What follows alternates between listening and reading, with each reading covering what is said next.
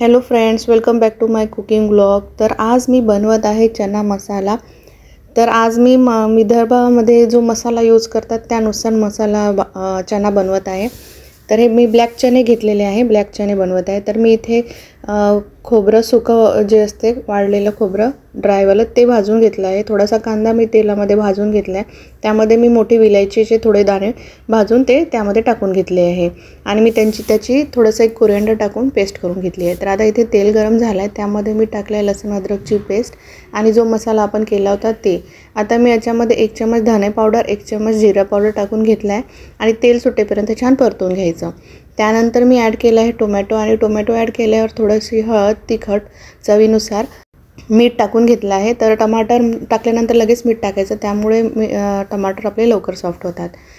तर मी इकडे चणे बॉईल करताना थोडंसं मीठ टाकून चणे बॉईल केले होते, तर त्यामुळे चण्याला छान असा टेस्ट येतो, फिके वाटत नाही ते चणे मग भाजीमध्ये. तर मी आता इथे चण्याला पण छान असं मस्त तेल सुटलं होतं, त्यानंतर थोडंसं पाणी टाकून मी त्याला आता शिजवायला ठेवून दिलं. तर इकडे मी मिक्स पिठं घेतली आहे.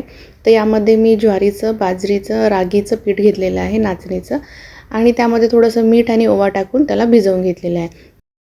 तर आता आपले इकडे चणे पण रेडी आहे. त्यामध्ये मी काळा मसाला आपला घरगुती जो असतो तो 1 चम्मच टाकून घेतला वरून आणि थोडंसं कोरिअँडर. तर तुम्ही बघू शकता इथे चणे पण खूप छान असे सॉफ्ट झालेले आहे. तर आता मी इथे पूर्ण पुऱ्या अशा लाटून घेत आहे. तर इथे मी बसली होती वरती. तर आमचा एक साईड ओटा आणि एक साईड गॅस आहे, त्यामुळे मला साईडला लाटावं लागतं. तर मी इथे एक एक पुऱ्या अशा छान लाटून घेतल्या होत्या. तर ह्या पुऱ्या खरंच खूप छान टेस्टी लागतात आणि हेल्दी पण आहे. तर मिक्स पिठाच्या असल्यामुळे मुलांसाठी खूप चांगले आहेत. तर ह्या फुगतात पण आणि भरपूर वेळ ह्या अशाच थोड्या क्रिस्पी पण राहतात. तर तुम्ही एकदा नक्की अशा पुऱ्या बनवून ट्राय करून बघा. तर ह्या पूर्ण पुऱ्या अशा मी तळून घेतलेल्या होत्या. तर निमीला पण खूप आवडली होती. निमीने तर नुसती पुरीच खाल्ली होती. तर तुम्हाला पण ही रेसिपी कशी वाटली नक्की कॉमेंट करून सांगा आणि पुरी एकदा नक्की ट्राय करून बघा. तर मी आता माझ्या इथे सगळ्या अशा पुऱ्या तळून घेत आहे. त्यानंतर आम्ही जेव्हा जेवायला बसलो तेव्हापर्यंत ह्या पुऱ्या अशा छान टम्म फुगलेल्या होत्या. माझ्या हजबंडला तर चना मसाला एवढा आवडला होता की ते बोलले जेवताना की मटनसारखा टेस्ट आला आहे. तर तू उद्या चिकन किंवा मटन जेव्हाही बनवशील तर सेम हा मसाला किंवा ही रेसिपी जी तू यूज केली आहे ती त्या मटनसाठी यूज कर, तशीच टेस्ट येत आहे. तर तुम्हाला ही रेसिपी कशी वाटली नक्की कॉमेंट करून सांगा.